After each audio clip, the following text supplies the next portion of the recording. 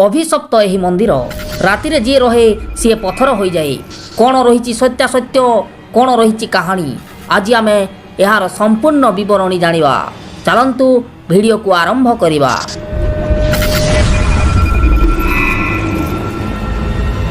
राजस्थान रो बाड़मेर जिले में अवस्थित यही मंदिर नाम हेउची किरारू मंदिर।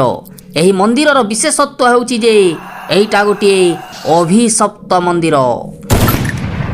लोक कथा अनुसार यही गाँ को शह शह वर्ष आगरू जड़े साधु आसीथिले। तांको सहित थिले तांकर शिष्य। किछि दिन यही ग्राम रे साधु और शिष्य रहिबा परे साधु जनक शिष्य को छाड़ी अन्यत्र बुलिबा को चली गले। सही समय रे शिष्यर देह खराब हैला। शिष्यटी आउ खटरू उठी पारिले नाही ओ धीरे धीरे चेष्टा करी गाँ को साहाय्य मागिबा को गले। गाँर लोक माने केही साहाय्य कले नाही। किछि दिन परे साधु आसिले। साधु जनक एहा देखि सही पारिले नाही ओ गाँ को अभिशाप देले। एही गाँ रे जे रहिबो राति पथर होई जिवो। सेही दिन ठारू गाँ रे केही रहिले नाही। साधुंको डर रे गाँ छाड़ी चली गले लोके।